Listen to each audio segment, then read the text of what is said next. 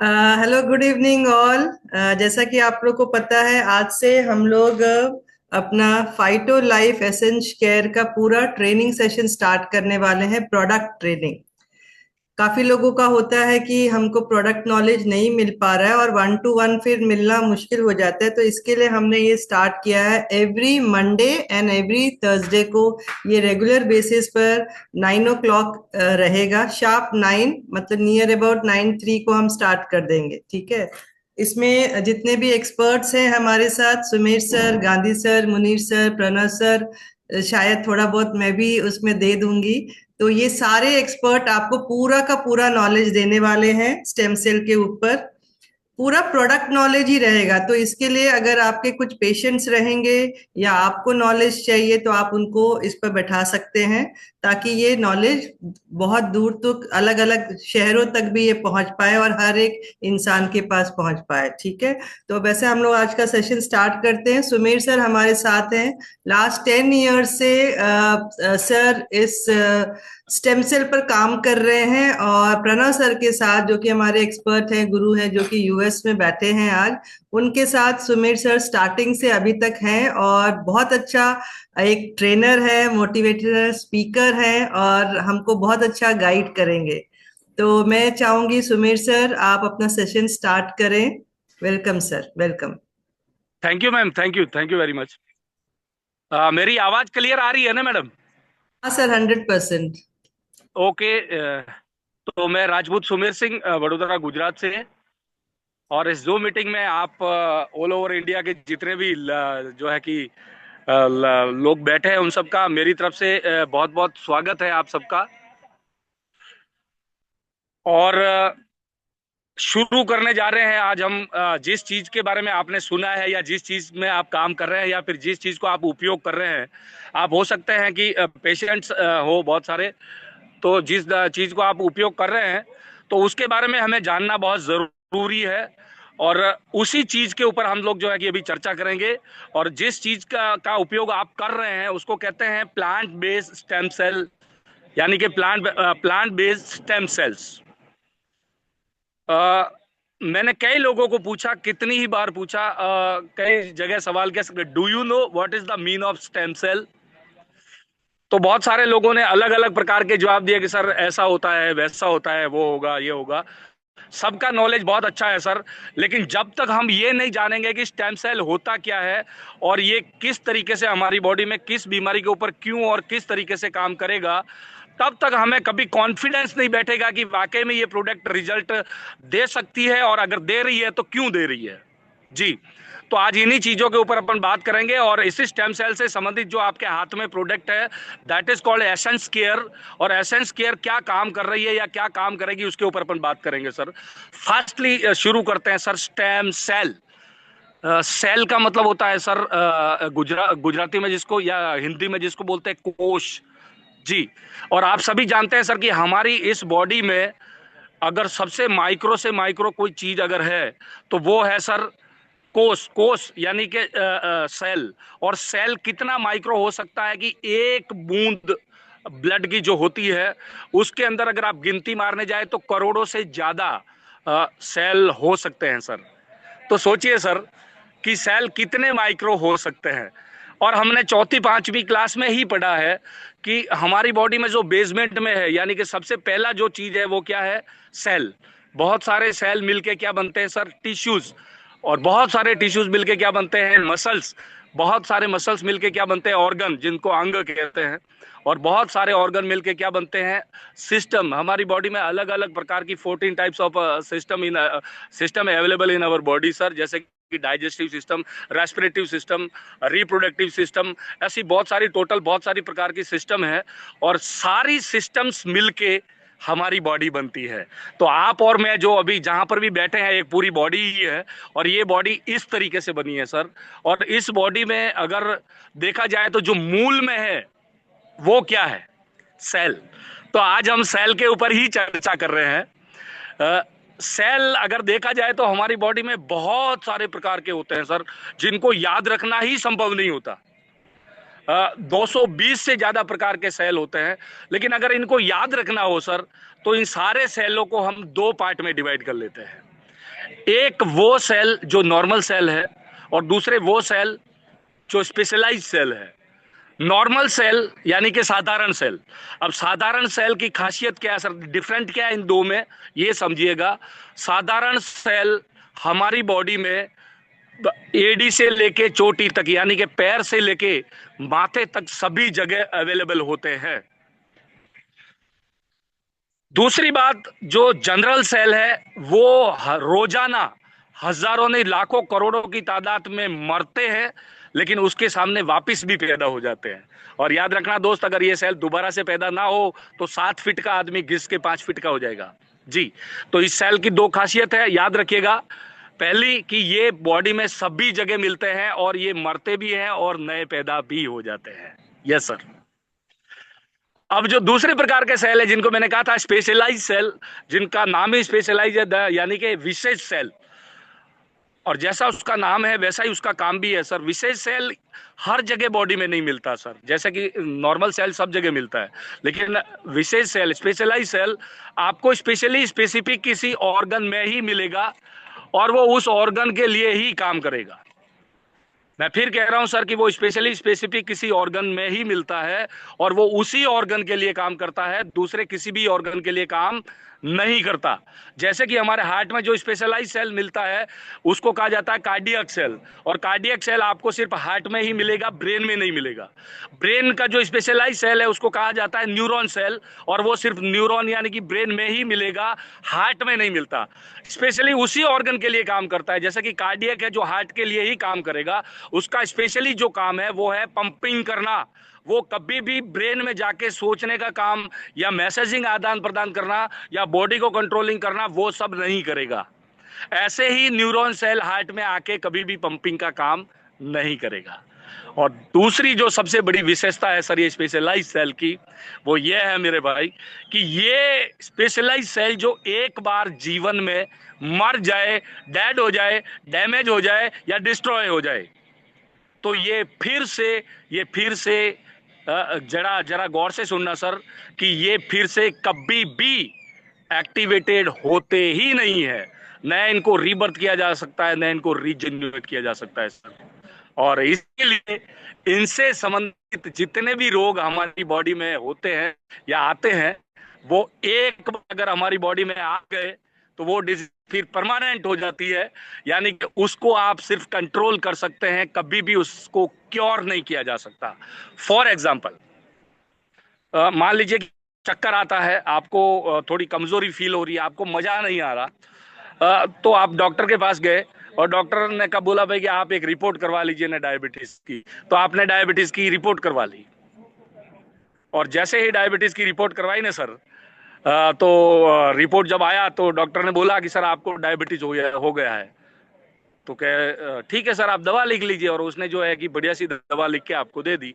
अब शौक आपको तब लगता है सर जब आप ये सवाल करते हैं कि सर मुझे ये अब लेना कितना समय है, और जब सामने से जवाब आता है कि सर अब आपको इसको जीवन भर यानी कि जब तक आप जिएंगे तब तक लेना है, तब अपने को पता चलता है सर कि ये क्या हो गया यार। तो कहने का मतलब ये है सर, जहां बीमारी की बात आई है, डिजीज की बात आई है, तो हम डिजीज के ऊपर भी थोड़ी सी बात कर लेते हैं। हम जब बीमार होते हैं तो बीमारी दो तरीके से आपकी बॉडी में आती है सर। बीमारी दो तरीके से, यानी कि डिजीज जो होता है वो दो तरीके से होता है। एक बाहरी कारणों की वजह से होता है, जिसको कहा जाता है एक्सटर्नल एक्वायर्ड डिजीज। जैसे मच्छर ने काटा, मलेरिया हो गया, डेंगू हो गया, फिर चिकनगुनिया हो सकता है, या फिर कहते हैं आपको जो टाइफाइड हो सकता है, जॉइंटिस हो सकता है, एटलीस्ट टीबी हो सकती है, एटलीस्ट कोरोना हो सकता है। ये सारे जैसे इन्फेक्शन है, वायरल इन्फेक्शन है, बैक्टीरियल इन्फेक्शन है, प्रोटोजोल इन्फेक्शन है, फंगल इन्फेक्शन है, तो ये सारे इन्फेक्शन जो है कि बाहरी कारणों की वजह से आते हैं। और ये जब हमें लग जाता है तो हम डॉक्टर के पास जाते हैं और 2 दिन 5 दिन 10 दिन, और एटलीस्ट टीबी है तो 6 महीने का कोर्स लेके हम ठीक हो जाते हैं। लेकिन दूसरे प्रकार के वो डिजीज जो अंदर से पैदा होते हैं, आपकी बॉडी के अंदर से पैदा होते हैं, वो एक बार आते हैं तो वो जीवन भर के लिए आपकी बॉडी को चिपक ही जाते हैं, वो जाते ही नहीं। जैसे कि डायबिटीज हुआ, बीपी हुआ, फिर न्यूरोलॉजिकल डिसऑर्डर कुछ हुए, डाइजेस्टिव डिसऑर्डर कुछ हुए, बहुत सारे ऐसे रोग हैं सर कि जो एक बार, कैंसर हुए, कैंसर हुआ, किडनी रिलेटेड कोई प्रॉब्लम हुआ, लीवर रिलेटेड कोई प्रॉब्लम हुआ, सिकल सेल एनीमिया हुआ, थैलेसेमिया हुआ, तो ये सारे रोग जो है अंदर से पैदा होते हैं, और ये एक बार पैदा हो गए तो ये कभी नहीं मिटते सर। तो सोचने वाली बात यहाँ पर ये भी तो आती है ना सर, कि जब बाहर से आने वाले रोग या डिजीज मिटाई जा सकती है, तो अंदर से पैदा होने वाले रोग आखिर मिटते क्यों नहीं? तो सर गौर से सुनिएगा। एक्चुअली जो इंटरनल एक्वायर्ड डिजीज जो होती है, यानी अंदर से पैदा होने वाले जितने भी रोग हैं, डिजीज जो है, वो एक्चुअली डिजीज है ही नहीं सर। आप बोलेंगे सर कैसे नहीं है, बीपी रोग है, डायबिटीज भी एक रोग है, आप अपनी जगह पे ठीक हो सकते हैं सर, लेकिन एक्चुअली वो कोई डिजीज नहीं है sir. That is called organelle disorder. अगर किसी को डायबिटीज हुआ है, दैट मीन्स उसकी पेनक्रियाज काम नहीं कर रही है, तो वो पेनक्रियाज का डिसऑर्डर है। अगर किसी को बीपी है सर, तो दैट मीन्स वो सर्कुलेटरी सिस्टम का डिसऑर्डर है सर। अगर किसी को डायलिसिस चल रहा है तो उसका किडनी का डिसऑर्डर है सर। और अगर किसी को डाइजेस्टिव ठीक नहीं हो रहा है या बहुत सारी प्रॉब्लम्स क्रिएट हुई है, तो वो हो सकता है कि लीवर का डिसऑर्डर हो सकता है सर। तो ये डिसऑर्डर होते हैं, और जितने भी डिसऑर्डर होते हैं सर, वो रोग होते ही नहीं सर। उनको आप कंट्रोल कर सकते हैं, कभी नहीं मिटा सकते जी। मैं आपको एक और एग्जांपल देना चाहूंगा सर, बड़ी आसानी से समझ में आ जाएगा। अब सवाल ये आता है कि अगर इसको मिटाना हो तो क्या करना पड़े। कहते हैं ना सर, बहुत सारे लोग तो मान लेते हैं, अब जैसे कि आपको डायबिटीज या बीपी हो गया तो आपको डॉक्टर ले लिख दिया, क्योंकि उसको पता है। क्यों, क्या पता है, मैं आपको बता देता हूँ सर। मान लीजिए कि हमारी मतलब डायबिटीज, हम डायबिटीज का एग्जाम्पल ले लेते हैं। बहुत सारे पेशेंट यहाँ पर डायबिटीज के बैठे हैं। डायबिटीज होता क्या है सर? डायबिटीज एक्चुअली कहता है ना कि डायबिटीज से कोई मरता नहीं, लेकिन उसकी वजह से दूसरे सारे ऑर्गन खराब हो जाते हैं, इसलिए लोग मर जाते हैं सर। डायबिटीज एक्चुअली कुछ नहीं सर, हमारी बॉडी के अंदर एक ऑर्गन है जिसको कहा जाता है पेनक्रियाज, और हिंदी में उसको कहते हैं सर स्वादुपिंड। स्वादुपिंड, और उसका जो काम है, उसका काम यह है सर कि इंसुलिन जनरेट करना, यानी इंसुलिन पैदा करना। वो इंसुलिन मैन्युफैक्चरर है सर। और इंसुलिन का काम क्या है कि जितने भी शुगर हम लेते हैं, देखिए आप पानी पीते हैं उसमें भी शुगर है, खाना खाते हैं उसमें भी शुगर है, चावल खाते हैं उसमें भी शुगर है, सब्जी खाते हैं उसमें, सब में शुगर है। और शुगर की जरूरत हमारी बॉडी को ऑलरेडी होती है सर। हमारी बॉडी को, क्योंकि शुगर ही जो है कि ग्लूकोजामाइन में कन्वर्ट होके आपको एनर्जी प्रोवाइड करवाती है सर। तो उसको जो है कि शुगर को कन्वर्ट करने के लिए, और जो एक्स्ट्रा शुगर है उसको डाइजेस्ट करने के लिए, यानी कि चॉक डाउन करने के लिए जिस केमिकल की जरूरत पड़ती है, that is called insulin. Insulin. और भगवान ने वो मशीन को ये इंसुलिन बनाने के लिए ही तैयार किया है, जिसको कहा जाता है पेन क्रियाज। एक्चुअली पेन क्रियाज जो है कि इंसुलिन पैदा नहीं करती सर। वो एक मैकेनिज्म है पूरा। उसके अंदर जो विद्यमान स्पेशलाइज सेल है, that is called beta cell. तो बीटा सेल जो है कि इंसुलिन जनरेट करता है। अब मान लीजिए कि हमारी पेन क्रियाज में 1000 बीटा सेल है, और हमारी बॉडी को जितना इंसुलिन चाहिए वो सफिशिएंट मात्रा में पैदा कर लेते हैं, और यानी कि शुगर को कन्वर्ट भी कर दी जाती है ग्लूकोज में, और बाकी का जो एक्स्ट्रा शुगर होता है उसको चॉक डाउन करने का काम भी यानी कि शुगर का मेटाबॉलिज्म जिसको कहा जाता है वो आसानी से हो जाता है। कितने सर? 1000, बहुत ज्यादा होते हैं, लेकिन फॉर एग्जाम्पल अब अगर उसमें से मान लीजिए कि 500 बीटा सेल डैमेज हो गए, तो सीधी सी बात है कि अब जितना इंसुलिन अपनी बॉडी को चाहिए उतना पैदा नहीं कर पाएंगे 500। हम डॉक्टर के पास जाएंगे, रिपोर्ट करवाएंगे, डायबिटीज आ गया भाई। अब डॉक्टर साहब ने आपको मेटफॉर्मिन नाम की गोली लिख दी कि सर कि आप ये लेना शुरू कीजिए। एक्चुअली मेटफॉर्मिन और कुछ नहीं होती सर, वो जो है कि इंसुलिन की मिमिक्री करती है। उसके ऊपर हम फिर कभी बात करेंगे। लेकिन देखिए, डॉक्टर इस बात को जानता है सर, वो आपको बोलेगा कि अब आपको लाइफ टाइम ये गोली लेनी पड़ेगी, क्योंकि वो जानता है कि जो 500 सेल डैमेज हुए हैं वो कौन है सर, स्पेशलाइज सेल, और वो दोबारा से नहीं बनेंगे। और दोबारा से कब नहीं बनेंगे तो कभी भी इंसुलिन जो अपनी बॉडी उतना नहीं पैदा कर पाएगी जितना अपनी बॉडी को जरूरत है। और इसलिए अभी उसको लाइफ टाइम के लिए जो है कि गोली और फिर आगे चल के इंसुलिन लेना ही पड़ेगा। डॉक्टर क्या करेंगे सर? वो यही करेंगे कि पहले वो बीटा सेल है जो बच गए हैं उनको जो है कि बचाने की कोशिश करेंगे, और सेकेंडली उनको बीट करेंगे, कि भाई तुम 1000 जितना काम करो, अभी लंगड़े घोड़े को आप और ज्यादा दौड़ाएंगे तो क्या होगा सर, उसमें और भी घोड़े कम, और भी जो है कि लोग मरेंगे। ऐसे करते करते यानी कि क्या हुआ सर कि 500 में से 400 रहा, 400 में से 300, और फिर ऐसा समय आ जाएगा कि इंसुलिन पेनक्रियाज डेवलप ही नहीं कर रही है सर। और जब इंसुलिन डेवलप नहीं कर रही है तो बाद में हमें इंजेक्शन से जो है कि लेना शुरू करना पड़ता है सर। और ये इसी तरीके से चलता है, और उसका जो है कि आगे चल के साइड इफेक्ट इतना आता है कि जो जो आप बाहर से इंसुलिन ले रहे हो या फिर गोली ले रहे हो तो उसका सीधा सा असर होता है 5 वाइटल ऑर्गन है अपनी बॉडी के, जैसे कि आई हुआ, लंग हुआ, लीवर हुआ, किडनी हुई, और लीवर हुआ और किडनी हुई और हार्ट हुआ। ये 5 के ऊपर असर करता है। आपने देखा होगा कि जिन लोगों को लॉन्ग टर्म डायबिटीज रहता है तो उनकी आंखों में से रोशनी चली जाती है, धीरे धीरे किडनी भी फेल होती है, डायलिसिस के ऊपर जाता है, और इस तरीके से आदमी का अंत होता है सर। अब आपको और मुझे सोचना ये है सर कि अगर इसमें से मुझे मुझे पता है सर, ऑल ओवर इंडिया के लोग मेरे साथ बैठे हैं, बहुत सारे लोग डॉक्टर्स भी बैठे हैं, इस बात के ऊपर गौर करें सर। और गौर ये करना कि अगर इसमें से हमें निकलना हो तो क्या करना पड़े। नॉर्मली बुद्धि दौड़ानी पड़े तो नॉर्मली बुद्धि सिर्फ इतनी ही है सर कि अगर परमानेंटली सॉल्यूशन चाहिए आपको, तो जो अगर एक बार 1000 बीटा सेल अगर वापस पूरे हो जाए तो इंसुलिन उतना का उतना पैदा हो सकता है सर, और फिर आपको बाहर से इंसुलिन लेने की जरूरत नहीं। दैट मीन्स आप जो है कि डायबिटीज से क्योर हो सकते हैं। लेकिन कब हो सकते हैं, जब वो 1000 बीटा सेल पूरे हो जाए तो ही, अदरवाइज नहीं जी। लेकिन यहाँ तो ये कह रहे हैं कि सर कि ये तो स्पेशलाइज सेल है, ये तो दोबारा जीवन में कभी पैदा ही नहीं हो सकता। तो लेकिन एक वर्ग है सर इस दुनिया में जो हमेशा ये कहता है कि everything is possible in this world if you have proper knowledge that particular work and system. हर कोई भी काम हो सकता है सर, इम्पॉसिबल कुछ नहीं है। और उस वर्ग को कहा जाता है कि जहां सामान्य व्यक्ति का दिमाग काम करना बंद करता है वहां से उनका दिमाग शुरू होता है, और उनको आधे पागल भी कहते हैं, और उसी का नाम होता है साइंटिस्ट। साइंटिस्टों ने ये सोचा सर कि ये प्रॉब्लम क्यों आया, क्योंकि बीटा सेल मर गया। और बीटा सेल मर क्यों गया सर, क्योंकि था। और अगर था तो क्या इंसान लेके पैदा हुआ कि फिर किसी ने पैदा होने के बाद बाहर से इंजेक्शन लगा के जो है कि पेन क्रियाज में बीटा सेल डाल दिए। तो जवाब ये आता है नहीं नहीं सर, इंसान लेके पैदा हुआ। दैट मीन्स कि अगर हमें ये पता चल जाए कि ये बीटा सेल दोबारा से बनता कैसा है तो हम बनाने की कोशिश करेंगे ना सर। तो इसको जानने के लिए आपको और मुझे जानना पड़ेगा कि आपकी और मेरी उत्पत्ति कैसे हुई। आज आप 6 फीट या 5 फीट का लंबा जेंट्स या लेडीज बैठे हैं, तो आप बने कैसे। तो सर इसका छोटा सा फार्मूला है कि एक स्पर्म और ओवा यानी स्त्री और पुरुष, स्पर्म और ओवा के फ्यूजन से स्त्री गर्भ में पहला सेल जन्म लेता है, that is called zygote. Zygote नाम का सेल जन्म लेता है सर, और वो इतना माइक्रो होता है कि उसको देखने के लिए माइक्रोस्कोप की जरूरत पड़ती है सर। आप जितने भी लोग यहाँ पर बैठे हैं, आप और मैं एक दिन अपनी माता के गर्भ में सिर्फ एक जाइगोट के रूप में ही थे सर। अब सेल की प्रकृति दो होती है सर, वो अपने आप को मल्टीपल करता है और वो अपने आप को डिवाइडेशन करता है। अब 1 के 10, 10 के 100, 100 के 1000, 1000 के लाख, लाख के करोड़, ऐसे करते करते सेल का गोला बन गया सर स्त्री गर्भ में। और कभी आपने सुना है सर कि 9 महीने बाद में जब डिलीवरी आती है तो किसी स्त्री गर्भ से जो है कि एक सेल का गोला पैदा हुआ हो, ऐसा कभी आपने सुना है? कभी नहीं सुना सर।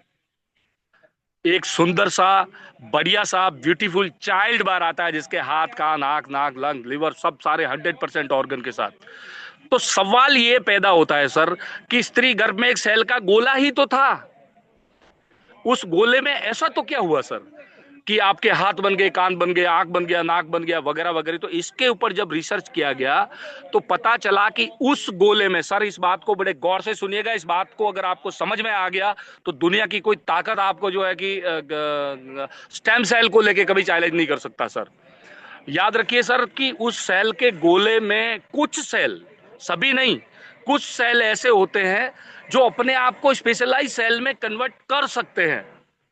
उसमें से एक सेल ने अपने आप को कार्डियक में कन्वर्ट किया, उसने हार्ट बनाना शुरू कर दिया। एक ने अपने आप को न्यूरॉन में किया, उसने ब्रेन बनाना शुरू कर दिया।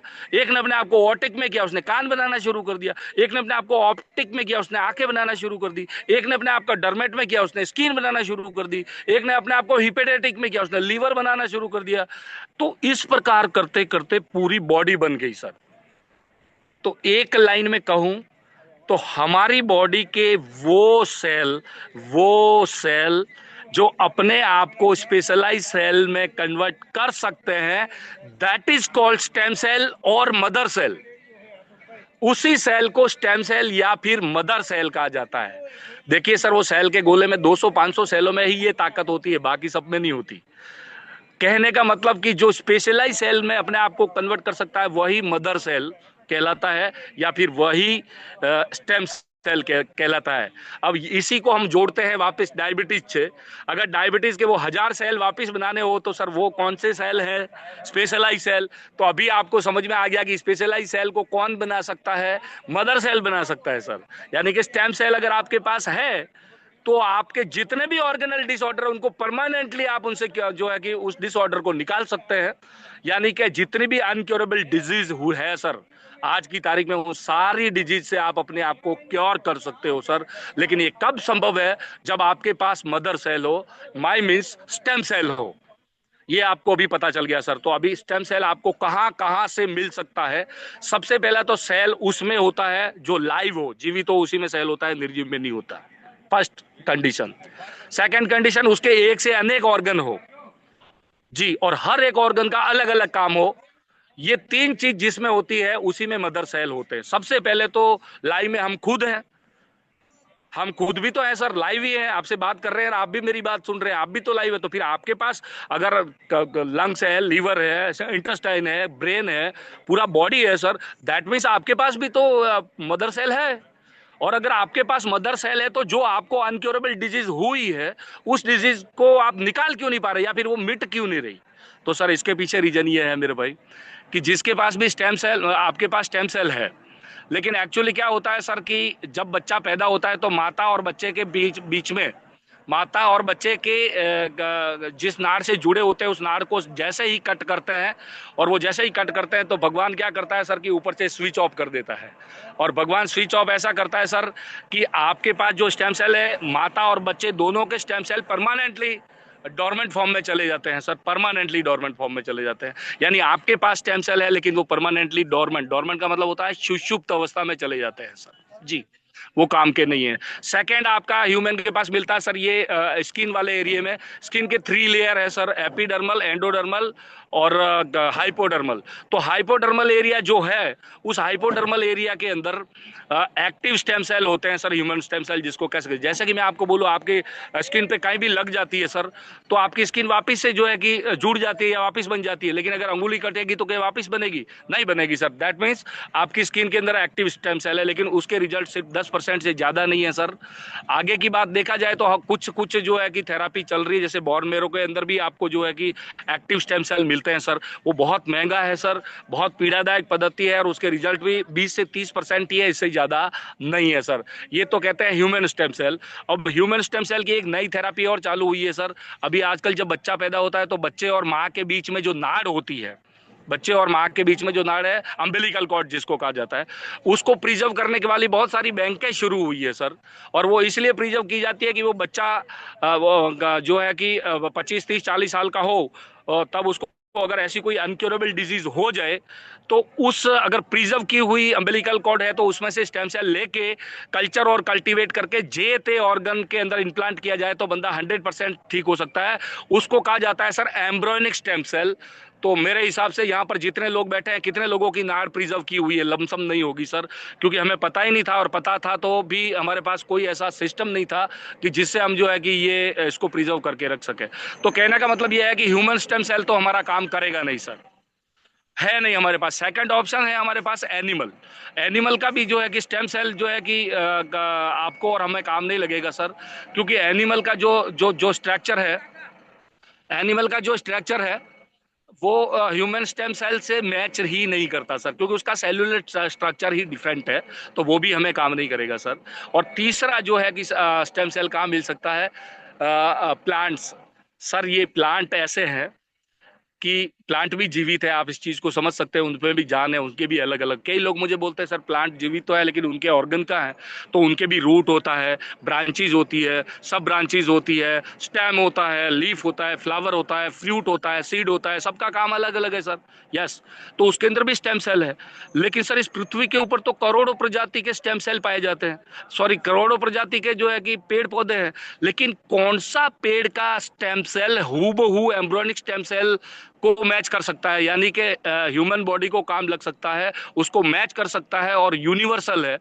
तो ये ढूंढने का काम किया है सर एक डॉक्टर, जिसको फादर ऑफ स्टेम सेल कहा जाता है sir, doctor Fred Julie. He is from Switzerland. और उन्होंने 28 साल तक रिसर्च करके ये पता लगा लिया कि इस पृथ्वी के ऊपर दो पेड़ ऐसे हैं जिनके स्टेम सेल हूबहू एम्ब्रियोनिक स्टेम सेल जैसा रिजल्ट दे सकते हैं सर। और वो दो पेड़ है सर, पहला जो पेड़ है उसको कहा जाता है मेलस डोमेस्टिका, और दूसरा है जिसको कहा जाता है सोलर वाइटिस।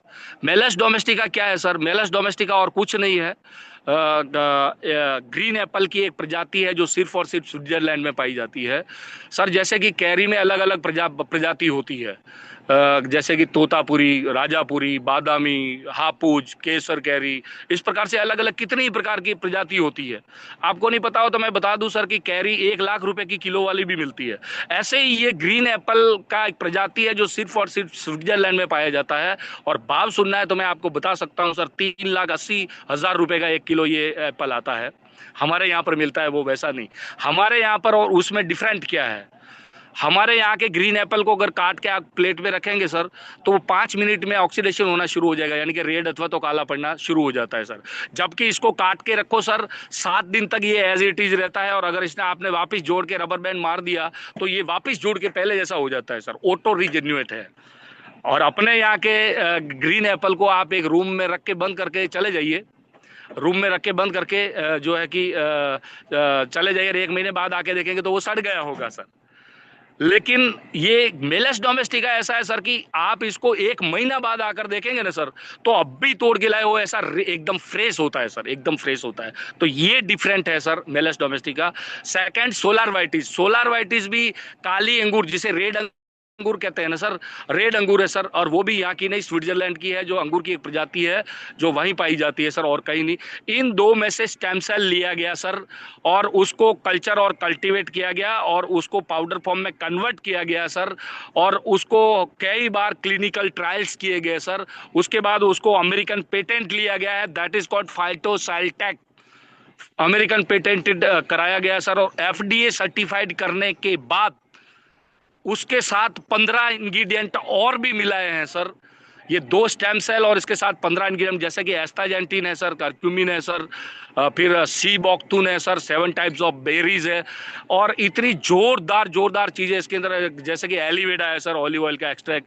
तो ये सारी चीजें मिला के आपके हाथ में जो प्रोडक्ट है एसेंस केयर बनाया गया सर। और ये एसेंस केयर इतना जबरदस्त है, इतना जोरदार है सर, कि कैंसर 4था स्टेज वाले लोग इससे ठीक हो गए, जिनका वीकली 4 डायलिसिस चल रहा था नहीं कराना पड़ता सर, डायबिटीज से लोग क्योर हो गए, बीपी से लोग क्योर हो गए, जिनको लीवर ट्रांसप्लांट करना था नहीं कराना पड़ा सर। ऐसे तो हजारों एग्जांपल मैं दे सकता हूं सर, क्योंकि पिछले 10 सालों से हम लोग जो है कि इसी सिस्टम में काम कर रहे हैं सर। अब एक सवाल आता है सर, किसी को कैंसर हो गया, एसेंस केयर देते हैं, किसी को diabetes, essence care, BP, essence care, किसी को लीवर फेल, एसेंस केयर, बच्चे नहीं हो रहे, essence care, sickle cell anaemia, XYZ, सभी को हम एसेंस केयर दे रहे हैं। तो सवाल ये आता है ना सर कि यार ऐसा तो कौन सा ये वो उसका भगवान का बबूत है कि जो है कि ये सब में जो है कि काम कर जाएगा। इसका कारण क्या है? तो सर इसका कारण सिर्फ इतना है कि ये प्रोडक्ट को लेने का टेक्निक बिल्कुल अलग है। देखिए, आपको प्रोडक्ट रिजल्ट तब देगा जब वो आपकी बॉडी में जाएगा जी। और बॉडी में अंदर जाने के लिए आपके पास 3-4 रास्ते, या तो आप खा सकते हैं, या पी सकते हैं, या चबा सकते हैं, या फिर इंजेक्शन द्वारा, इंटरवीनस द्वारा आप जो है कि अपनी बॉडी में इंटैक्ट कर सकते हैं। 5वां एक रास्ता और है सर, और वो है सबलिंगुअल एप्लीकेशन। सर ये प्रोडक्ट को क्या करना होता है कि इसके अंदर जो है कि एक पैकेट में 15 सैचेट आते हैं, 1.25 mg का जो है कि एक सैचेट होता है। इसको तोड़ के सुबह सुबह भूखे पेट ब्रश करने से पहले, अगर ले सकते हैं तो बाद में लेंगे तो भी ठीक है, लेकिन ले सकते हैं तो ब्रश करने से पहले लीजिएगा सर। और उसको लेने के बाद उसका लेना क्या है कि उसको सीधा जीभ के नीचे वो पाउडर को जो है कि जीभ के नीचे रख लेना है sir. With in 5 to 10 second automatic वो डिजोल्व हो जाएगा सर। और यहाँ इसलिए सर जीभ के नीचे, क्योंकि जीभ के नीचे 1600 से ज्यादा ब्लड कैपिलरीज के ओपनिंग है सर, 1600 से ज्यादा, और वो सीधा थैलेमस के साथ अटैच है। ये यहाँ से सीधा थैलेमस में, और थैलेमस यानी कि ब्रेन में जाने के बाद बाहर से कोई भी चीज आती है तो ब्रेन खुद समझता है सर कि उसकी जरूरत कहाँ पर है। आपको नहीं पता है उसकी जरूरत कहाँ है, लेकिन उसको सब पता है सर, आपके ब्रेन को कि इसकी जरूरत कहाँ है। और वो थ्रू ब्लड, ब्लड तो हमारी बॉडी के हर एक ऑर्गन तक, हर एक टिश्यू, हर एक सेल तक जाता है ना सर। हाँ, तो हर एक सेल तक वो वहां पर आपको पहुंचाएगा और उस प्रोडक्ट को पहुंचाएगा। मान लीजिए एक बंदे को हार्ट की प्रॉब्लम है, किडनी की भी है और पेनक्रियाज की भी प्रॉब्लम है, तो हार्ट में ब्लड जाएगा तो वहां उसकी जरूरत होगी, तो वो ऑटोमेटिक एब्जॉर्ब करेगा सर। वही ब्लड आगे किडनी में जाएगा तो किडनी भी ऑटोमेटिक एब्जॉर्ब करेगी, वही ब्लड आगे पेनक्रियाज में जाएगा तो ऑटोमेटिक। यानी कि एक ही प्रोडक्ट मल्टीपल रिजल्ट दे सकती है सर। जी, आगे हम जो है कि बात करेंगे सर कि इसके कोई साइड इफेक्ट तो नहीं है, क्योंकि हमारे पास टाइम रह गया है कम ही, बिल्कुल खाली 5-7 मिनट रहे हैं, तो हम बड़ी बड़ी बातें कर लेते हैं सर। और बातें यह है कि साइड इफेक्ट सर, ये प्रोडक्ट मैं जैसा आपको बोल रहा हूं कि अमेरिकन पेटेंटेड है, एफडीए सर्टिफाइड है, इतनी सिक्योर्ड प्रोडक्ट है सर कि आप इसको 1 दिन के बच्चे को भी दे सकते हो, प्रेग्नेंट लेडी को दिया जाता है, लैक्टेटिंग मदर को दिया जा सकता है, और किसी भी उम्र के व्यक्ति को दिया जा सकता है। और मैं तो इतना कहता हूं कि जो बच्चा एक्यूमुलेटर में रखा गया उसको भी दिया जा सकता है सर, इसके कोई साइड इफेक्ट नहीं है। आगे की बात आती है सर कि इसके डोजेज क्या होंगे। इससे पहले एक बात ले लेते हैं सर कि जो जरूरी है वो कि देखिए, कई सारे लोगों के सवाल ये आने चाहिए कि सर देखिए, हमें पता चल गया कि अगर स्टेम सेल हमारे पास है तो ऑर्गन रीजनरेट हो सकता है, दोबारा से बन सकता है, लेकिन सर अगर ह्यूमन स्टेम सेल हो तो ह्यूमन ऑर्गन बनाएगा ना, ये तो प्लांट स्टेम सेल है, ये ह्यूमन ऑर्गन कैसे बना सकता है? ये तो पेट में जाके पेड़ पौधे क्यों ना पैदा करे ये बात भी सही है सर, लेकिन एक्चुअली बात यह है सर, एक्चुअली बात यह है सर कि ये क्या करता है सर, कि मैंने जैसा आपको पहले ही बताया कि हमारी बॉडी में ऑलरेडी स्टेम सेल है, लेकिन कैसे हैं सर? वो स्टेम सेल डॉर्मेंट है सर, सुषुप्त है। और डॉर्मेंट स्टेम सेल को जगाने के लिए, कहते हैं ना लोहे को जो काटने के लिए लोहा चाहिए, ऐसे स्टेम सेल को एक्टिवेट करने के लिए स्टेम सेल ही चाहिए। तो ये प्लांट स्टेम सेल हमारे वहां पर बॉडी में जाके क्या करेगा सर कि जो हमारा स्टेम सेल ऑलरेडी डॉर्मेंट है उसके साथ फ्यूजन करेगा, उसके साथ अपना डीएनए और न्यूक्लियस ट्रांसफॉर्म करेगा सर। ये पूरी एक संरचना, एक पूरी विधि है जिसको कहा जाता है एपिजेनेटिक फैक्टर। ये एपिजेनेटिक फैक्टर के थ्रू अपना जो डॉर्मेंट स्टेम सेल है उसको एक्टिवेट करता है, और वो जैसे ही एक्टिवेट होता है उसके अंदर तो वैसे ही वो क्वालिटी है कि वो अपने आप स्पेशलाइज सेल में कन्वर्ट करने लगता है।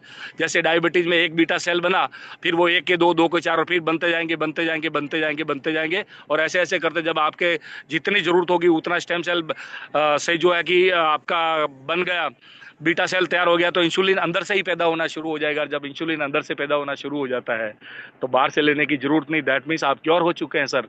तो ये इस तरीके से काम करता है सर। आगे हम थोड़ा सा ये भी जान लेते हैं सर कि ये किसको दी जा सकती है या किसको नहीं देनी है, और इसके डोजेज क्या है ये भी जरूर बता देते हैं सर। सबसे पहले डोज ही बता लेते हैं सर। देखिए, डोज सेट करने में दिमाग आपको लगाना नहीं है सर, हमारे यहाँ पर एक्सपर्ट हमेशा बैठे हैं। जैसे कि मैं बताऊं, प्रणव सर है, सुमेर सिंह राजपूत है, उसके बाद जो है कि डॉक्टर हार्दिक सर है, रेणु चौबे जी है, दिलीप गांधी है, देवेंद्र सिंह है।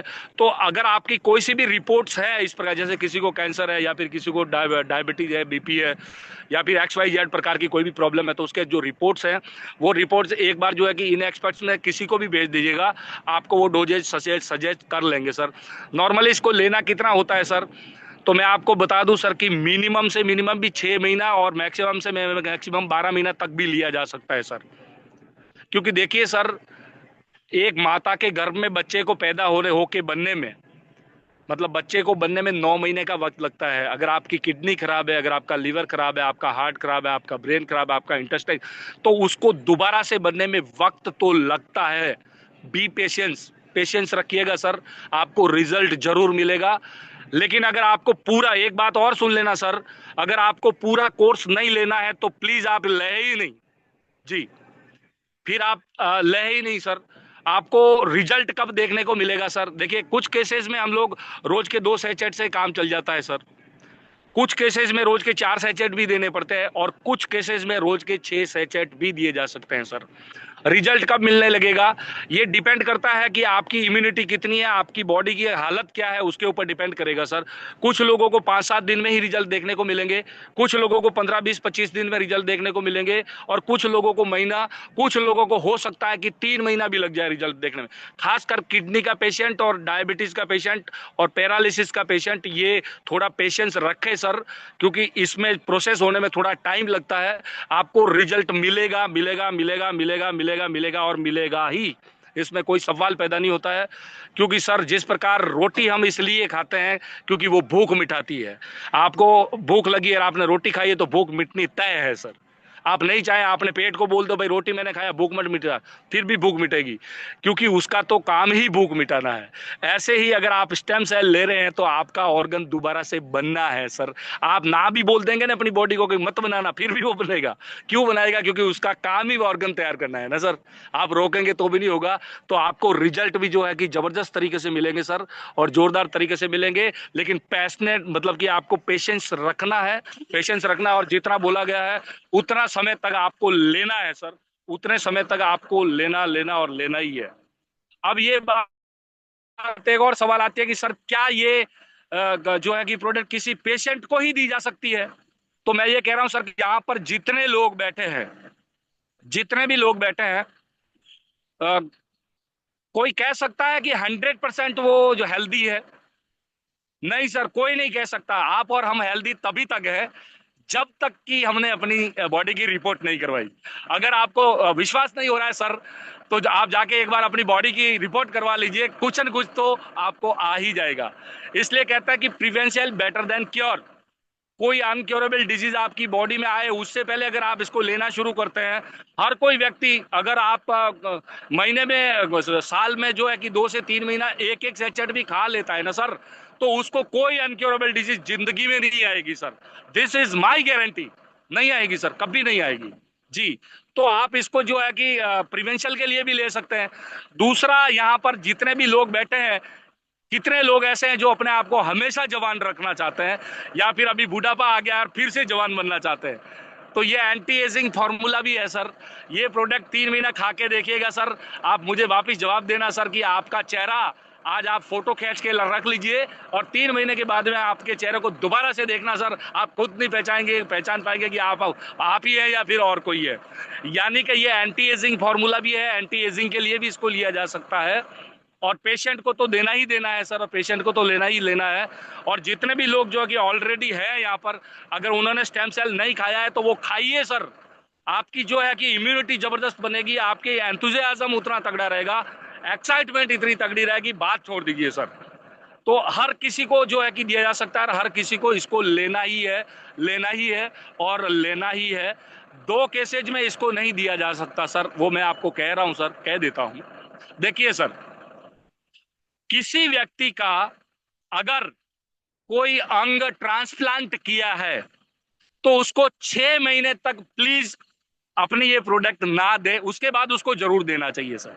जैसे किसी का लीवर ट्रांसप्लांट किया हो, तो 6 महीना अगर नहीं हुआ है तो उसको ये नहीं देना है सर। क्यों नहीं देना है? क्योंकि एक्चुअली जब ट्रांसप्लांट किया जाता है सर, तो डॉक्टर्स क्या करते हैं कि उस पेशेंट की इम्यूनिटी को डाउन करने की थेरापी दे रखी होती है। क्योंकि इम्यूनिटी डाउन करके जो है कि वो अपनी थेरापी को डाउन दे के रखता है, ताकि क्या है कि वो उसने जो नया पार्ट लगाया है वो धीरे धीरे एडजस्ट हो जाए, और फिर वो धीरे धीरे इम्यूनिटी को जो है कि बूस्ट अप करता है सर।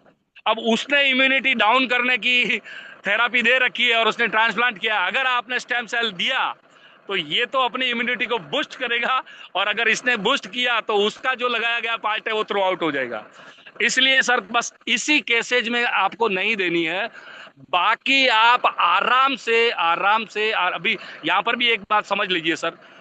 देखिए, फॉरेन बॉडी पार्ट होता है ना सर।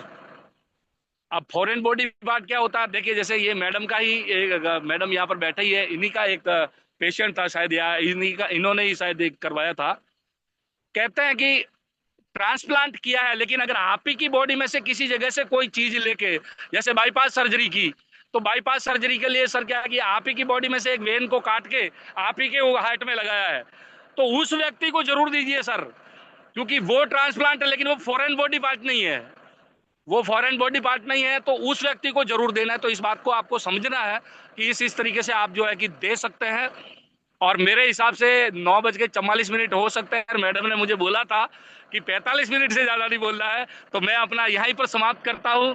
और आपके सवाल जवाब जो भी है आप लिख के रखना, महीने में एक बार आपके सवालों के जवाब दिए जाएंगे। और बहुत ही जबरदस्त तरीके, वो 1.5 घंटे की मीटिंग होगी, उसमें प्रणव सर भी होंगे और उसमें हम सवाल जवाब ही रखेंगे। तो आप सभी ने इतनी देर तक जो है कि सुना, उसके लिए बहुत बहुत धन्यवाद। Wish you all the best. Thank you friends.